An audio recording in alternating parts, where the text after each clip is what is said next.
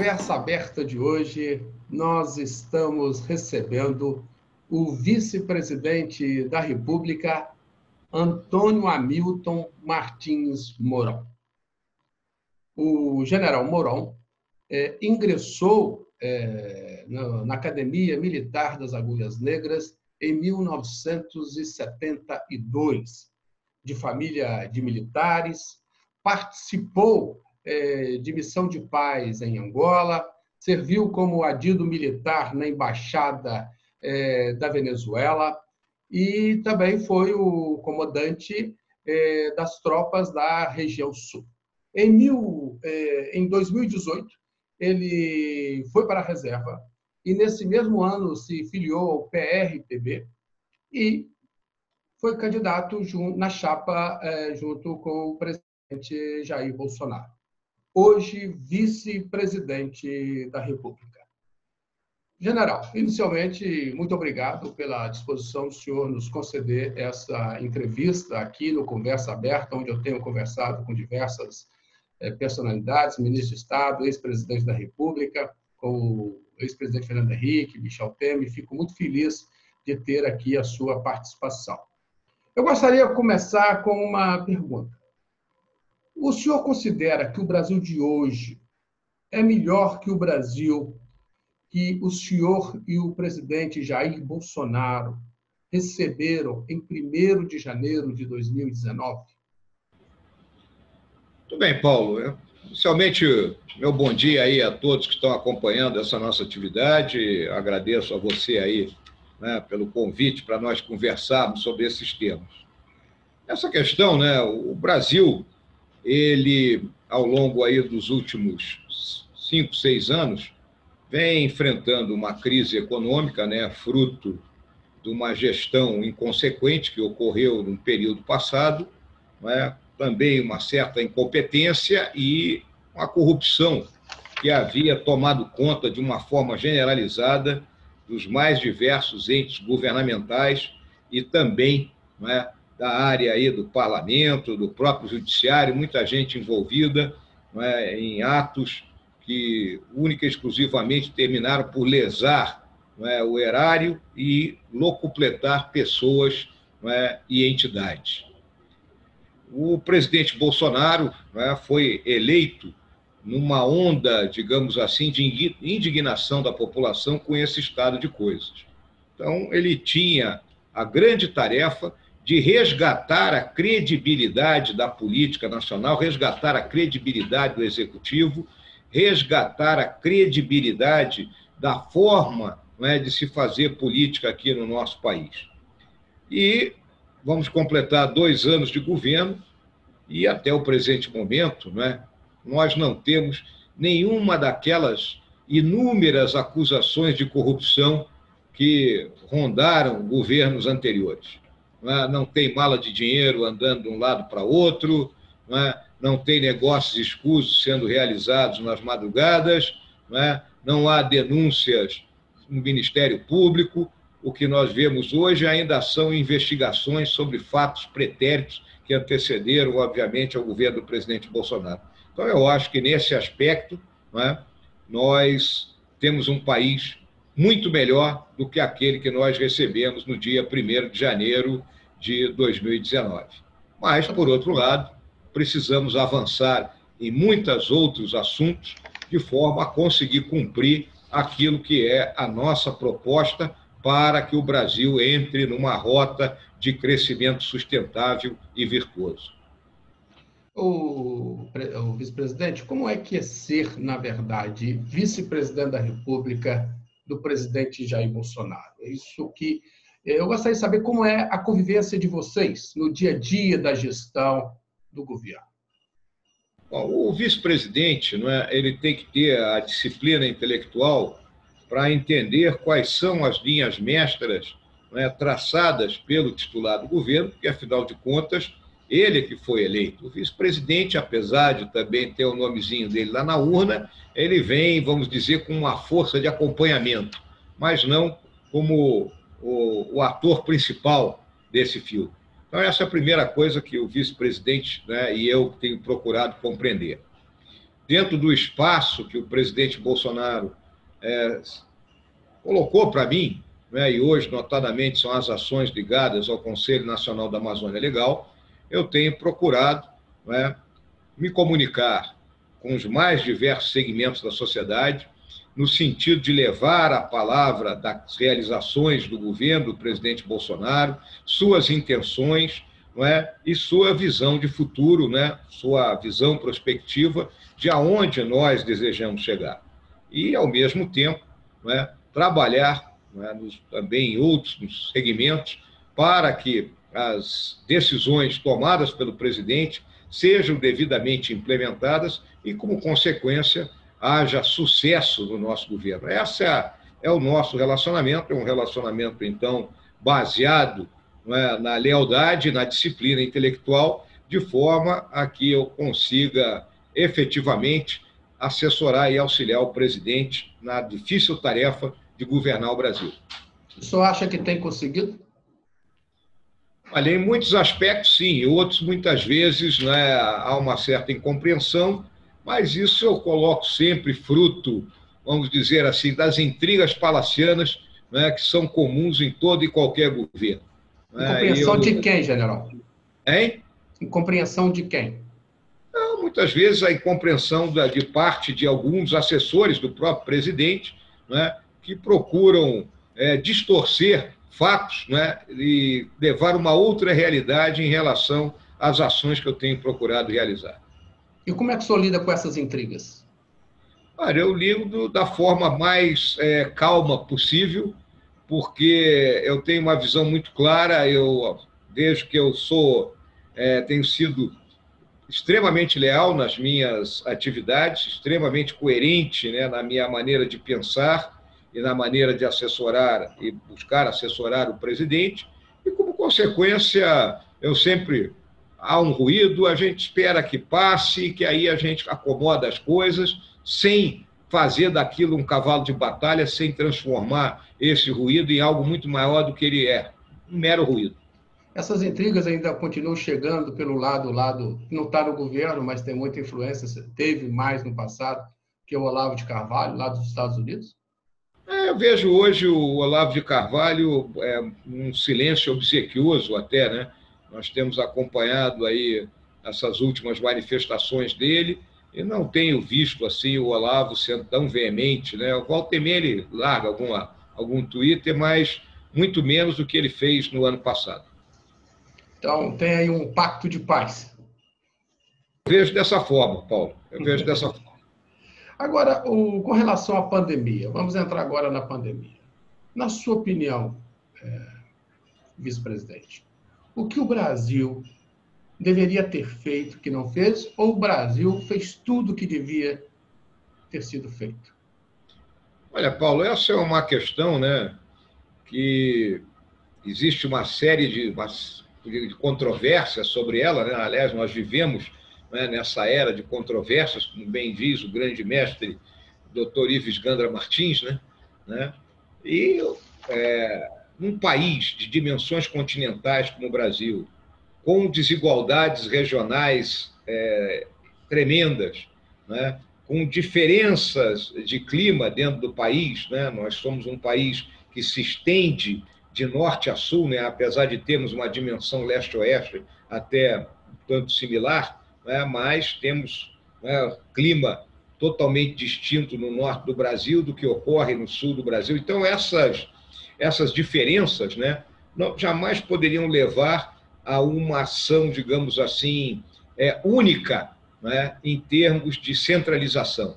Né, medidas, né, que, vamos dizer, vamos fechar o país como um todo, da noite para o dia, como muita gente advogava. Né? Então, essa questão ela tinha que ser resolvida muito mais pelos gestores locais, da forma como aconteceu. O que eu vejo é que o governo procurou, desde o primeiro momento, harmonizar 3 curvas que, se não fossem harmonizadas, causariam um enorme estrago no país.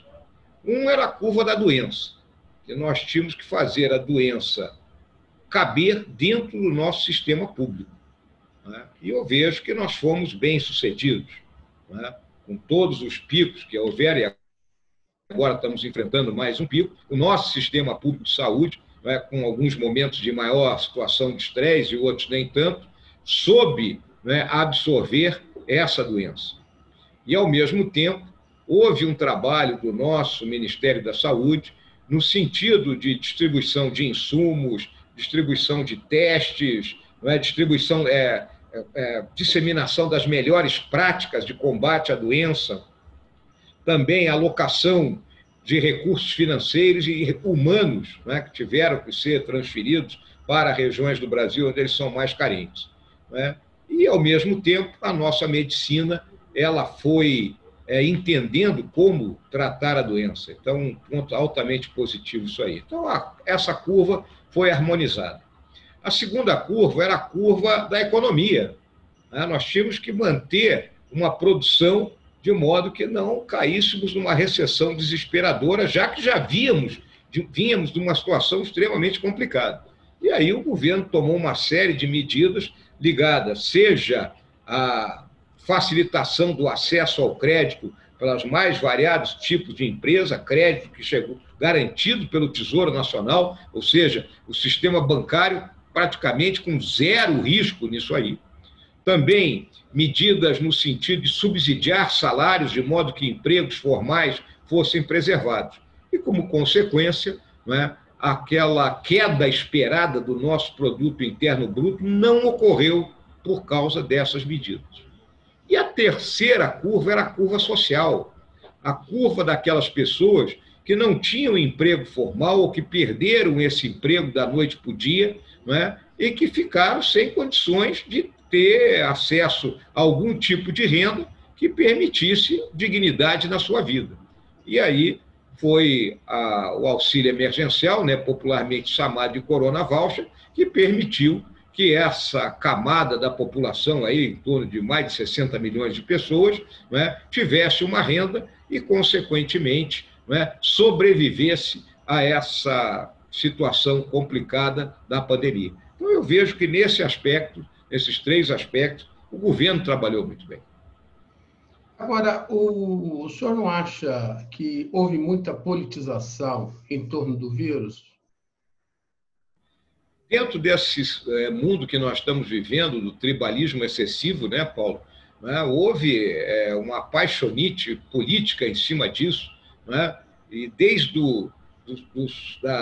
vamos dizer, dos aspectos mais simples, né, isolamento total, isolamento vertical, hidroxicloroquina, não é hidroxicloroquina, vacina da China, não é vacina da China. Então, algo totalmente desproporcional, não é? E, vamos dizer assim, ineficaz e prejudicial, né, às necessidades que o país tinha de como combater essa pandemia, né? Então, esse tribalismo ele se fez sentir também nessa questão.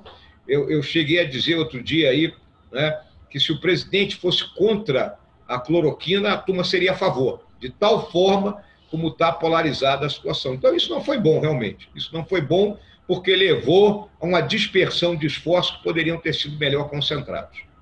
O senhor tomaria a vacina da China? Eu tomo qualquer vacina, Paulo, não tem problema nenhum, desde que seja certificada pela Anvisa, né? A Anvisa certificando a vacina, eu estou pronto para tomá-la, até porque eu tenho 67 anos de idade, eu faço parte do grupo de risco. Agora, o senhor falou desse tribalismo, né, da cloroquina, dos grupos contra a cloroquina, pró-cloroquina. O senhor, na sua avaliação, o senhor não acha que o presidente, de certa maneira, também estimulou isso? O presidente tem o estilo dele, né, Paulo? O presidente, ninguém vai esperar que o presidente Bolsonaro ele fique, né, numa situação de silêncio obsequioso e que ele não emita as suas opiniões ou a sua visão de mundo em situações como essa. Não adianta querer, né, esperar que o presidente reaja de uma forma que não é ele, aí não seria ele, né? Então, tá bom, ele falou que a cloroquina... Bem, então se discute o assunto, mas aqui no país o tribalismo se levou a tal ponto que não há mais discussão no assunto, o que há é desqualificação do oponente, né? O oponente é imediatamente desqualificado, é chamado de boquirroto, de imbecil, né, e de outros termos aí que a gente vê circularem pela grande mídia. O senhor colocou aí no início que os governos locais, é evidente que o Brasil, com sua complexidade, caberia naturalmente aos governos locais tomarem essas decisões, né? Mas o governo federal, no primeiro momento, foi contra, inclusive, a decisão do Supremo, que deu esse poder, que reconheceu esse poder, melhor dizendo, aos governos locais. Mas o senhor acha que não tinha outra saída? Eu acho que não. Eu acho que não. Né? Não adianta você daqui de Brasília dizer, atenção, vamos fechar toda a região norte e manter aberta a região centro-oeste. Não, eu acho que naquele momento, talvez o mais eficaz para o governo seria ter colocado uma diretriz que cada ente nacional, né, aderiria a essa diretriz de acordo com as suas necessidades de momento. E por que não foi colocada essa diretriz? Eu acho que isso também isso pode ter uma falha que nós tivemos, né? Nós poderíamos ter feito uma diretriz, mas fizemos isso de forma informal, vamos colocar assim. Quando eu falei ali na primeira parte aí dessa pergunta que nós fizemos uma disseminação de melhores práticas, né? Isso nada mais é do que uma diretriz, né? Mas ela poderia ter abordado outros aspectos, né? Tanto não só como questão de isolamento, ou tipo de isolamento, ou formas das pessoas se relacionarem, né? Isso tudo poderia ser melhor abordado. O senhor falou aí do auxílio emergencial, do que o governo fez, na sua opinião, de acerto nessa pandemia. Nós estamos chegando aí a uma dívida de 90% do produto interno bruto. Como essa conta vai ser paga é a grande discussão, né? Uma das propostas é, inclusive, com privatizações. E, na verdade, o governo tem um ministro confessadamente liberal da economia, o ministro Paulo Guedes, e o Brasil não consegue avançar nas privatizações. Por quê? A que se deve isso, na sua opinião, vice-presidente? Olha, Paulo, a realidade é a seguinte, né? A privatização, né, é um ramo das medidas que têm que ser tomadas para que a gente busque o equilíbrio fiscal, né? Ela é um ramo. O outro ramo foi a Previdência, que, infelizmente, toda a economia que iria ser gerada pela reforma da Previdência foi comida pelos auxílios, né, colocados à disposição, né, da população e das empresas, né, para poder enfrentar a pandemia. A outra é a questão da reforma administrativa, né, o enxugamento, aí, a diminuição do custo do Estado. Então, e a privatização é o terceiro ponto, né, o tripé, né, para a gente buscar atingir esse equilíbrio fiscal. Hoje, o que eu vejo é que tivemos um ano discutindo Previdência, né? Porque relacionamento com o Congresso não era o melhor naquele ano de 2019. Nesse ano de 2020, que poderíamos ter avançado nessa agenda aí da reforma administrativa e das privatizações, entrou a pandemia, o Congresso não se reuniu, né? O Congresso, sem se reunir, ele não debate os temas polêmicos, e privatização é um tema polêmico. Então, nos faltam agora 2 anos, e eu considero o ano de 2021 fundamental para a gente conseguir fazer avançar as pautas, né? Porque sem avançar nessas pautas, nós vamos ficar realmente numa situação muito complicada. O senhor é favorável à privatização dos Correios? Sou favorável à privatização dos Correios, né?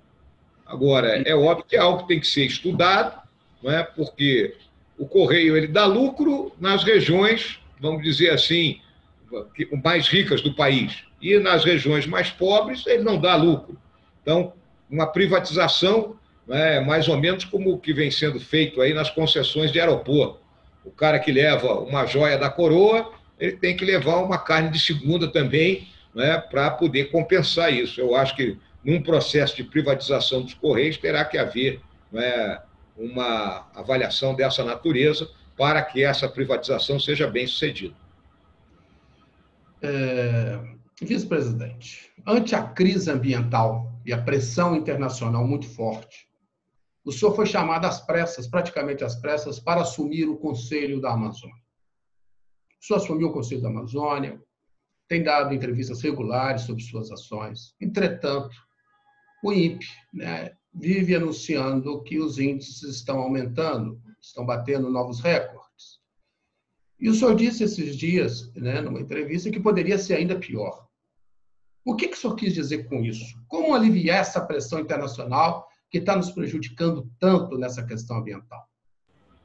Olha, Paulo, desde o momento que o presidente resolveu reinstalar o Conselho Nacional da Amazônia Legal, e nós fizemos o nosso primeiro estudo estratégico da situação da região, e na nossa visão nós tínhamos ações, que eram prioritárias e que se transformaram em ações estratégicas, e é o que nós temos trabalhado.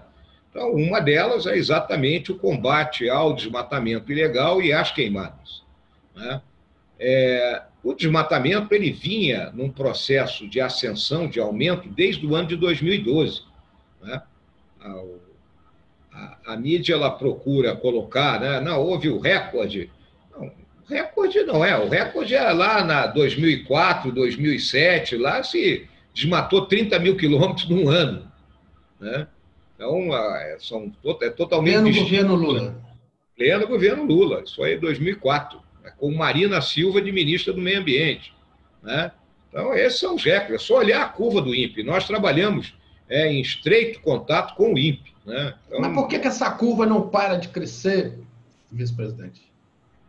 A curva ela caiu, e voltou. O que eu te digo é o seguinte: o estado final desejado hoje é que o desmatamento ele se restringe àquilo que é autorizado pela nossa legislação. Então, sempre haverá desmatamento. A legislação prevê que, no caso do bioma Amazônia, se você tem 100 hectares, você pode desmatar 20. Essa é o que prevê a nossa legislação. Então, qual é a nossa tarefa? É impedir que o proprietário desmate além dos 20. Então, isso aí tem que haver uma fiscalização constante em cima das mais de 600 mil propriedades rurais existentes no bioma Amazônia. Além disso, as unidades de conservação, que hoje o desmatamento em unidade de conservação é muito baixo, e o grande problema do desmatamento está centrado nas terras não destinadas.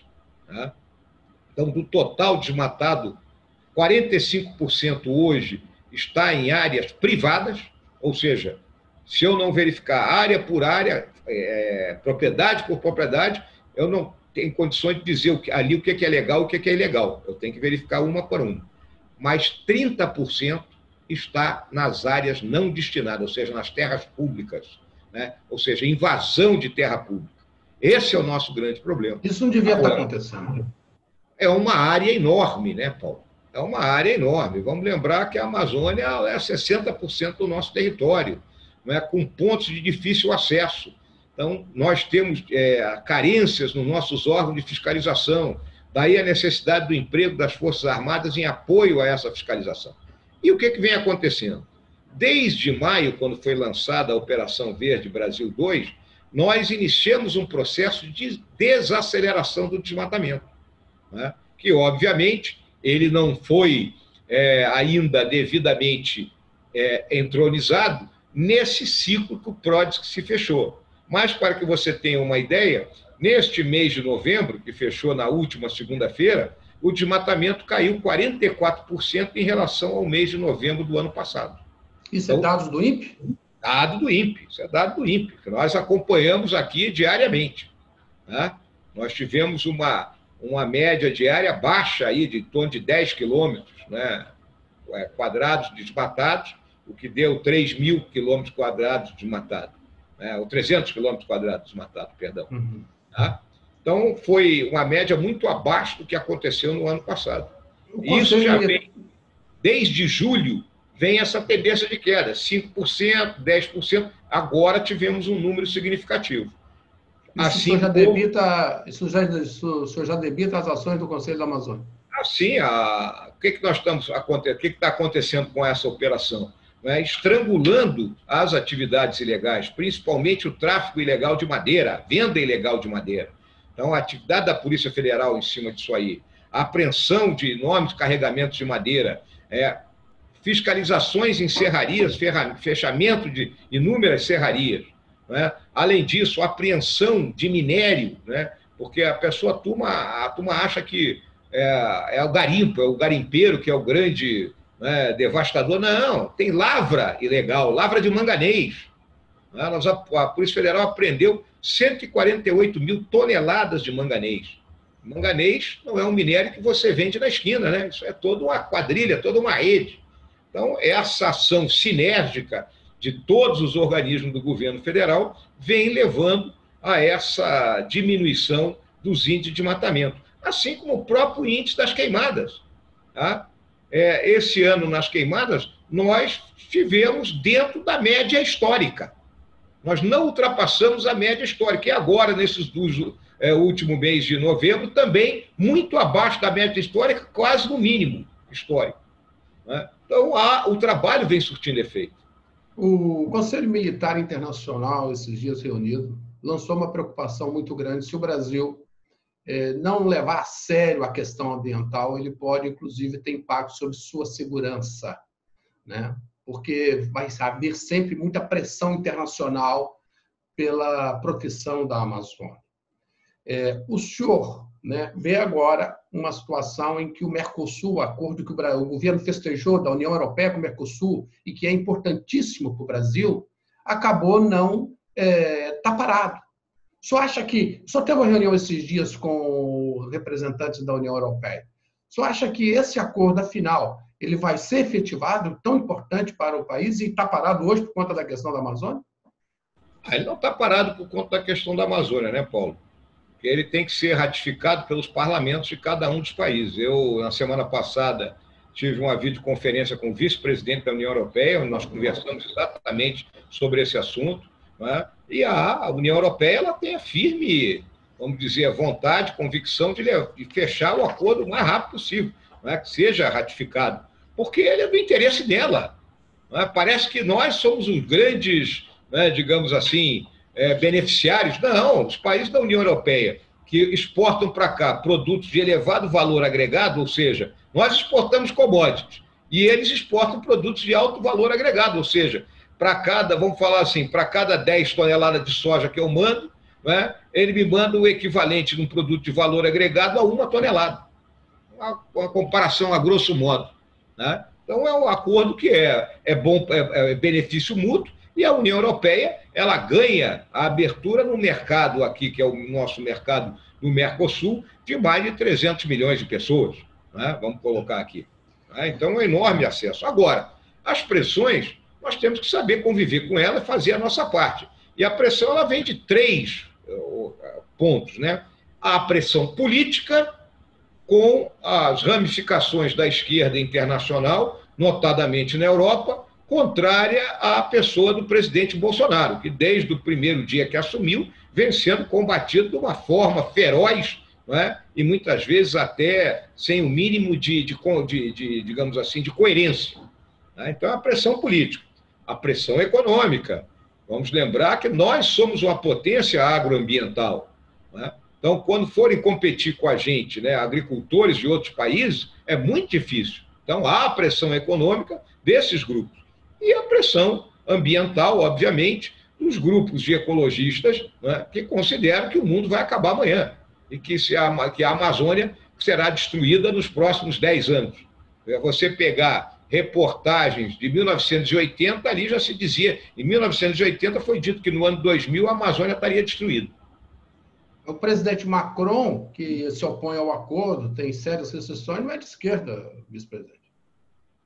Não é questão que o Macron seja de esquerda, mas, né, as ramificações existentes na França, e a França, né, ela tem seus grandes problemas internos com a questão da imigração muçulmana, e o Macron ele tem que contentar esses grupos todos lá dentro. Né?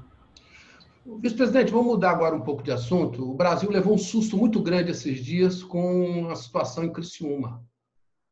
Né? A grande ousadia do crime organizado.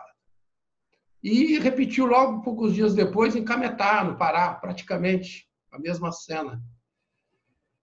Onde é que o senhor acha que a política de segurança está falhando para o crime organizado cada dia está mais ousado no país? Olha, Paulo, o que tem que ser olhado aí é o seguinte, né? Em primeiro lugar, esse tipo de ações contra agências bancárias, né, começaram a ocorrer já no final dos anos 90, ações de menor porte, naquilo que ficou conhecido como Novo Cangaço. Né?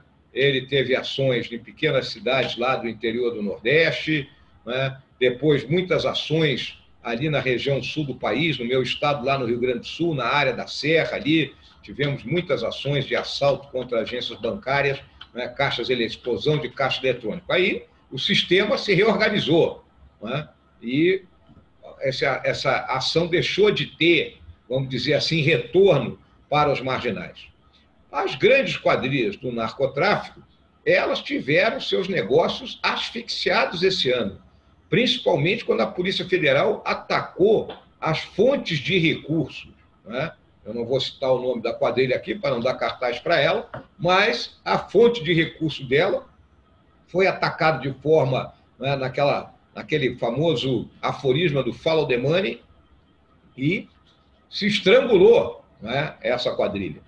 E aí ela vê como a saída ataques dessa natureza a hubs bancários, onde ela tem condições, então, de poder recuperar parte do dinheiro que ela não está conseguindo, né, mais reter. Né? Ações já tinham sido realizadas em Santos, né, também aí em Botucatu, aí no interior de São Paulo, né, dessa natureza.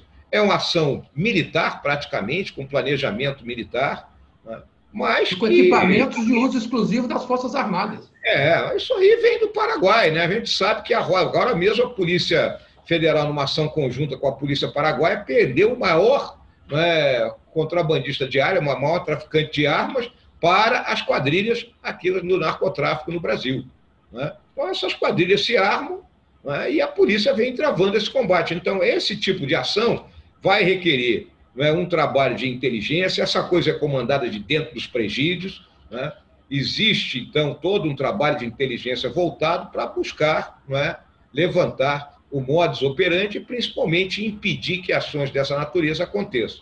E, obviamente, você citou o caso do Pará, a turma lá do Pará atacou o banco errado. Né? Então, também temos uma quadrilha tabajara aí que, pô, em vez de fazer uma ação bem organizada, fez uma ação mal organizada. Ora, vice-presidente, eu queria ouvir o senhor, porque o senhor serviu na Venezuela como adido militar. E a Venezuela tem sido um dos países da América do Sul que mais tem investido em armamentos. Ela investiu pesadamente na última década em armamentos.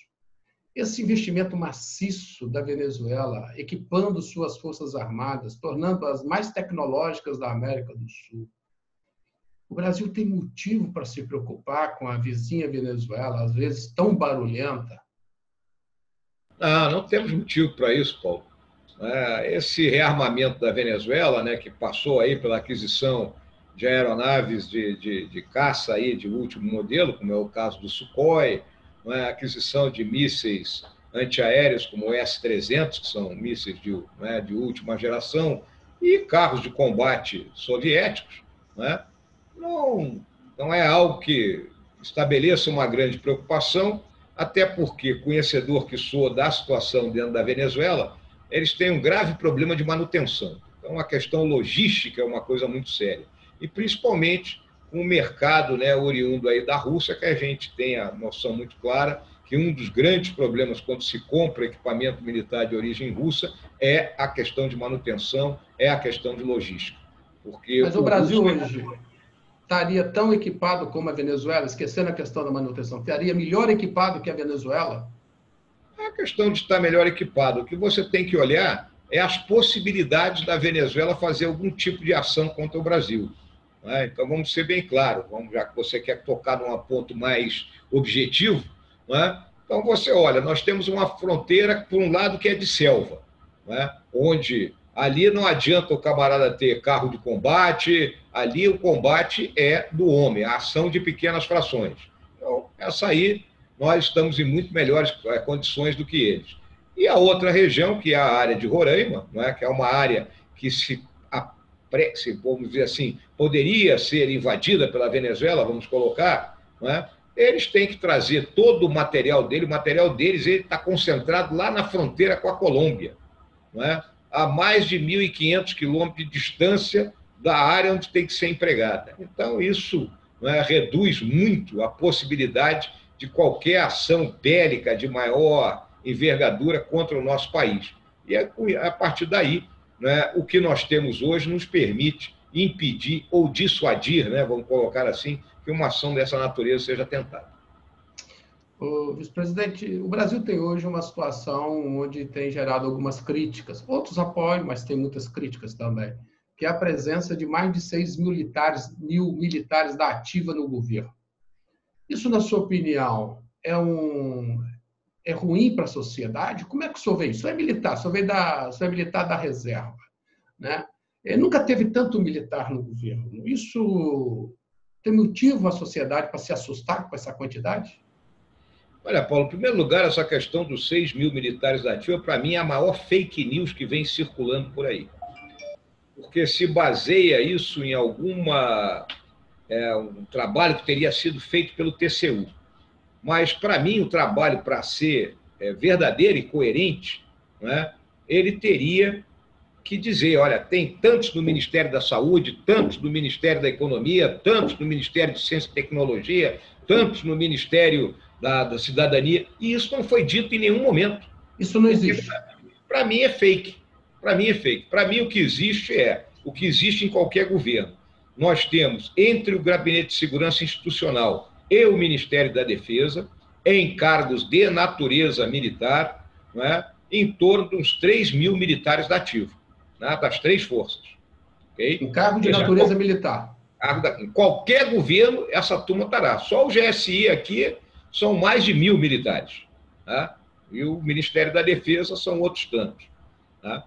Existe um grande número de militares da reserva que é difícil de quantificar, porque quando o camarada é designado para algum cargo aí de natureza civil, ele não é designado como coronel fulano de tal ou general fulano de tal. Ele é designado como Antônio Hamilton Martins Mourão, tá? CPF tal, etc. E tal. Então, para você levantar você teria que analisar nome por nome disso aí, e que eu não vi ninguém fazer esse trabalho. Então, há uma certa, vamos dizer assim, uma notícia que foi jogada e que não foi contestada de forma objetiva. Agora, temos ministros, né, militares, né, sendo que um ministro ainda oficial da ativa, que é o caso do ministro Pazuello. Isso eu acho que é uma coisa lógica num governo onde o presidente é oriundo do meio militar e tem confiança nas pessoas que ele colocou, né, em cada um desses ministérios. E, óbvio, cada um desses ministros trouxe para trabalhar com ele uma turma ali de 10, 12, né, companheiros, a maioria todos já na reserva, são muito poucos militares da ativa hoje que ocupam cargos de natureza civil, na minha visão, né, e que são aqueles cargos de confiança que ele tem lá dentro do ministério dele. Eu acho que é isso que está acontecendo. Agora, isso não quer dizer que os militares estão na política. Exatamente. As Forças Armadas, não é, elas continuam restritas à sua missão constitucional dentro dos seus quartéis. Não é? Você não vê nenhuma declaração de natureza política do comandante da Marinha, do comandante do Exército, do comandante da Força Aérea, nem de nenhum dos oficiais generais das três forças. Por quê? Todos têm a noção muito clara de que se a política entra dentro dos quartéis, a disciplina e a hierarquia se evadem. E, consequentemente, aquilo que é o core de uma força armada digna do nome se desmancha e vira um bando armado. Um perigo. Então não vão sair dos quartéis. Em absoluto. O vice-presidente, como é que o senhor avalia as últimas eleições municipais? Que recado, na sua opinião, o eleitor deu? Um recado ele deu em 2018 e agora ele teria dado um recado diferente, na sua opinião? O que eu vi é que o eleitor, número um, ele procurou nomes conhecidos, né, e que tivesse um pensamento menos, vamos dizer assim, radicalizado. Né? Os radicalizados não conseguiram se estabelecer nessa eleição. E daí o centro democrático, né, com uma preponderância da centro-direita, vamos colocar assim, teve uma vitória nessa eleição. Né? E é óbvio que o eleitor entendeu que o prefeito ele não tem que estar discutindo ideologia, ele não tem que estar dizendo que vai fazer reforma A ou B. Não, o prefeito ele é um gestor. Ele tem que tapar buraco na rua, ele tem que botar esgoto, ele tem que fazer com que as escolas funcionem, ele tem que fazer com que o hospital municipal funcione, não é? Ele tem que pagar em dia os seus funcionários. Não é? Então, eles entenderam que o prefeito é isso, ele é um gestor, e buscaram eleger, então, gente que viram que teriam essa capacidade de gestão. Então, eu acho que esse foi o grande recado dessa eleição. E o senhor estará em 2022 com o presidente Jair Bolsonaro fazendo campanha? Se o presidente assim o desejar, e for candidato à reeleição e desejar que eu esteja ao lado dele, estamos prontos para continuar nessa trajetória, apoiando o presidente. E se não for como vice-presidente, seria como o quê?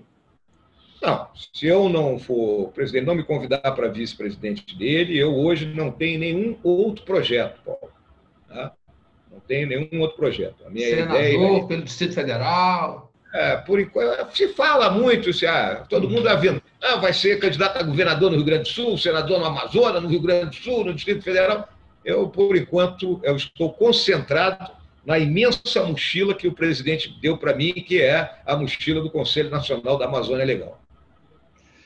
O senhor, na sua avaliação, o governo está demorando demais para reconhecer a vitória do Joe Biden, não, nos Estados Unidos?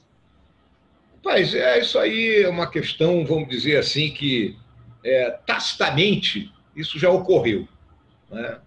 Eu acredito que no momento, né, que o presidente julgar necessário, ele vai estabelecer as ligações que eu acredito que por via na nossa embaixada em Washington já estão sendo feitas aí com os representantes do novo governo americano, e no momento certo ele irá cumprimentar, o presidente Biden assim que for efetivada essa eleição dele, que na minha visão se dará no próximo dia 14 de dezembro, quando o Colégio Eleitoral americano se reunir e carimbar a vitória do Biden. O senhor já teria reconhecido? Essa é uma pergunta que eu deixo para posteridade. Quando o senhor for presidente, né? Agora, eu pergunto ao senhor o seguinte, né?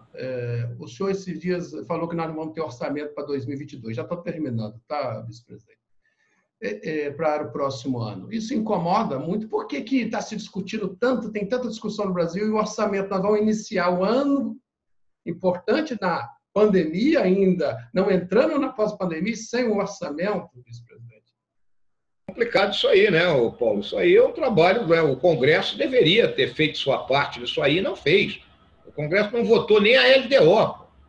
Né? Ao não votar a LDO, corre o risco de dia 1º de janeiro o governo fecha. A gente fecha todas as portas e vamos ficar batendo bola em casa, né? É a única solução. Né? Porque tem que votar a LDO, é o primeiro passo. Pelo que já vi, o senador Alcolumbre, presidente do Congresso, diz que no dia 16, ou seja, 2 dias antes do fechamento, do encerramento do ano legislativo, né, ele vai votar a LDO. Aí entraríamos o ano em condições de gastar 1/12, né, do orçamento que está proposto. A minha visão, o Congresso ele tem que se reunir no mês de janeiro e votar esse orçamento. Porque quanto mais tempo demorar, pior será. O governo Bolsonaro não tem um apoio do Centrão? O Centrão é maioria no Congresso? A questão que ocorre é que o orçamento, a comissão não foi nem colocada em pé por uma discussão, né, entre duas correntes dentro do Congresso, porque uma diz que ela tinha a primazia para ter a presidência da comissão, mas estava proposta a outra que teria, então ficaram nessa discussão. O Congresso não se reuniu presencialmente, essa é a realidade. Essa votação virtual, reunião virtual, não funciona, isso não funciona. Né? E, consequentemente, há um prejuízo para o país nisso aí. Agora, eu queria que o senhor falasse, para nós encerrarmos, como é o cidadão Hamilton Mourão no dia a dia? O que o senhor faz no seu dia a dia para fugir desse estresse aí da vice-presidência? Paulo, a realidade é a seguinte, né? Depois de 46 anos no Exército, né? E aí quando você colocou aí nas palavras iniciais que no início de 2018 ali eu passei para a reserva e um mês depois me filiei ao PRTB, né? Porque o presidente Bolsonaro tinha dito para mim que poderia precisar de mim em algum momento.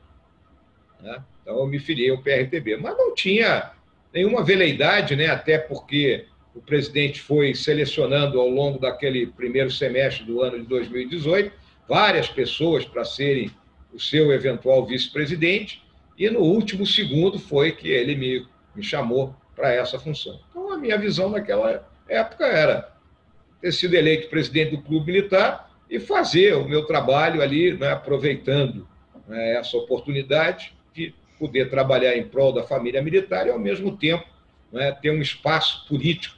Né? Era essa a minha visão. Aí mudou o mundo, né? O mundo mudou, voltei para Brasília, e aí que eu procuro manter uma rotina, né, daquelas atividades que eu considero fundamentais para o equilíbrio da pessoa.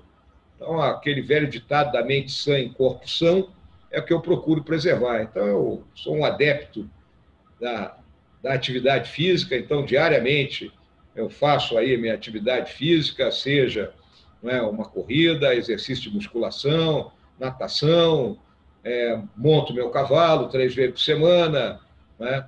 Jogava meu voleibol, agora por um problema de uma contusão aqui no quadríceps, no tendão do quadríceps, estou afastado do voleibol. Vou ao boteco com a minha turma aí para a gente tomar uma cerveja, tomar um chopp e jogar a conversa fora. Né? Normalmente saio com a minha esposa para ir a um shopping, ir a um restaurante, vou na casa dos meus filhos para um churrasco ou outro, eles vêm na minha casa. Então, assim, eu procuro levar a vida, leio muitos livros, né? Vejo filmes. Então, essa é a minha atividade para poder compensar, vamos dizer assim, o dia a dia de ser vice-presidente do Brasil. O senhor, em 2015, só estava ainda na ativa e fez um discurso para militares no Rio Grande do Sul. E o senhor disse lá, na época, que havia, em plena época do impeachment da ex-presidente Dilma Rousseff, que o Brasil deveria ter um despertar patriótico. Agora, no poder, o senhor acha que esse despertar aconteceu ou ele precisa acontecer ainda? Eu vejo que existe uma grande parcela da população brasileira, né, que foi para a rua aí com a nossa bandeira, com camisa verde e amarela, né, que entendeu que o patriotismo, que estava meio jogado fora, e muita gente aí é descrente do patriotismo, acha que isso é um valor que pertenceu ao passado, mas não. Nenhuma nação pode abandonar os seus valores, nenhuma nação pode abandonar a forma como ela foi edificada, nenhuma nação pode deixar de ter orgulho, né, do que ela construiu, e isso é o patriotismo. E eu vi que houve vamos dizer, um ressurgimento, um movimento patriótico. Ainda precisa avançar mais. Avançar em quê? Que, como um todo no país, né, as pessoas, apesar de terem divergências, né, de opinião, mas entenderem que nós temos que buscar a convergência no sentido de fazer com que o país avance, fazer com que a gente vença as amarras que impedem que nós sejamos realmente, não é, uma potência, que nós estejamos realmente num ciclo de crescimento efetivo e rompamos, né, essa armadilha da renda média que nos últimos 40 anos nós estamos aprisionados. Para terminar, como é que o senhor espera que o Brasil esteja em 2022 quando o senhor entregar a vice-presidência? Olha, espero que a gente tenha conseguido aprovar as reformas estruturais e, consequentemente, assentado as bases para um período virtuoso no nosso país. Essa eu acho que é a grande tarefa do nosso governo nesse mandato. General, muito obrigado pela sua entrevista. O Conversa Aberta está sempre disponível quando o senhor quiser falar com a população e distribuindo nos meus canais, nas mídias sociais, @PauloRoque Oficial. Muito obrigado por esse tempo que o senhor nos concedeu. Paulo, muito obrigado aí pela oportunidade, por esse diálogo franco, pelos temas que foram abordados de forma extremamente objetiva. Para ti, um fraterno abraço. Um grande abraço.